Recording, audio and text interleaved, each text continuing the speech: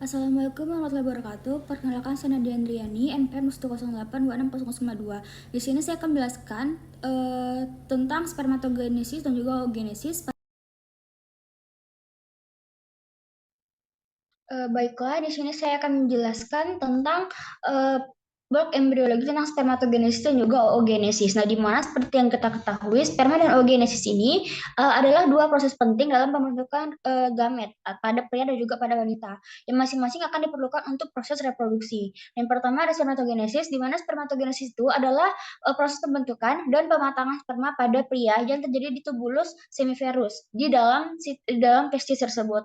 Nah, ada prosesnya atau beberapa tahap, ada 4, yaitu yang pertama ada proliferase sel induk atau spermatogonium. Nah, di mana yang pertama spermatogonium itu adalah sel induk yang terletak di dinding tubulus semiferus. Spermatogonium itu bersifat diploid atau memiliki 46 kromosom. Lalu sel ini membelah secara mitosis untuk menghasilkan lebih banyak spermatogonium, dan sebagian dari mereka itu akan berdiferensiasi menjadi spermatogonium tipe B yang akan berkembang lebih lanjut menjadi sperma. Lalu yang kedua tuh ada pembelahan meiotik. Nah, pembelahan meiotik itu ada dua, ada spermatosit primer dan juga ada sekunder.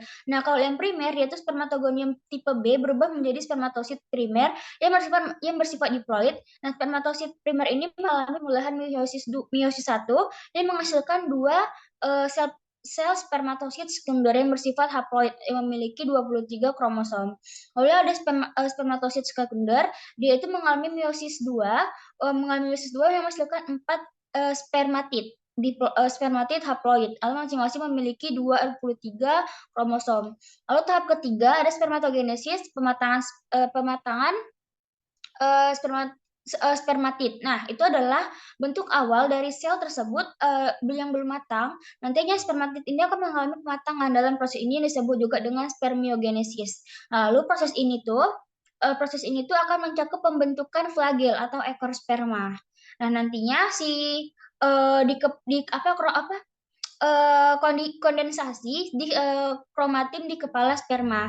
Lalu yang ketiga tuh akhirnya si sperma yang telah matang akan dilepaskan ke lumen tubulus tubulus semifinus melalui si spermiotin.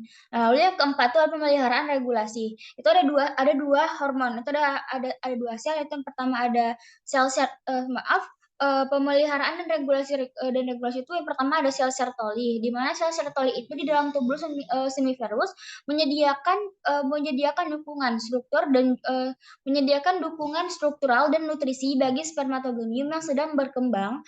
Dan sel Sertoli itu akan menjaga barrier dari darah dan juga testis yang melindungi sperma dari respons imun. Lalu yang kedua itu ada hormon, itu ada hormon FSH dan juga LH atau luteinizing hormon yang dihasilkan oleh kelenjar pituitari untuk merangsang spermatogenesis, terutama dalam memengaruhi sel serotonin dan juga sel Leydig atau yang memproduksi cis testosteron.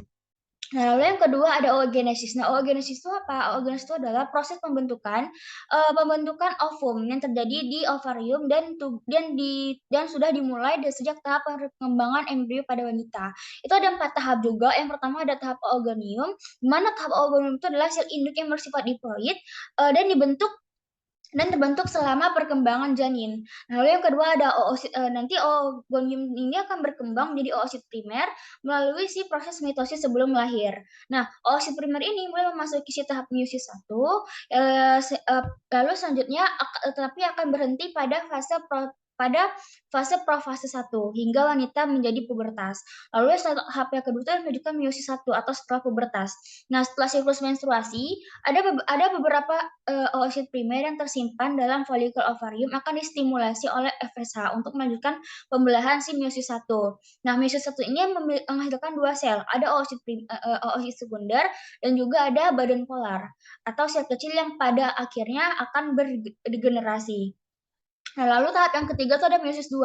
Nah, tahap itu hanya terjadi jika ada fertilisasi. Nah, oosit sekunder ini akan dilepaskan oleh dari ovarium dalam proses ovulasi. Nah, namun meiosis 2 ini hanya akan diselesaikan jika oosit sekunder ini dibuahi oleh sperma. Nah, lalu jika tidak terjadi fertilisasi, maka otot sekunder itu akan terdegrasi dalam tuba falopi atau dikeluarkan pada saat menstruasi. Nah, lalu yang keempat itu ada peran hormon dan dalam oogenesis itu ada dua juga, ada FSH dan juga ada LH, dihasilkan oleh kelenjar pituitari yang berperan dalam mengatur siklus menstruasi dan perkembangan folikel ovarium. Nah, FSH ini merangsang pertumbuhan folikel dan sementara LH itu memicu terjadinya ovulasi. Dan mungkin sekian aja dari saya, berikut referensi yang saya gunakan. Sekian presentasi yang sudah saya buat. Jika ada salah mohon dimaafkan.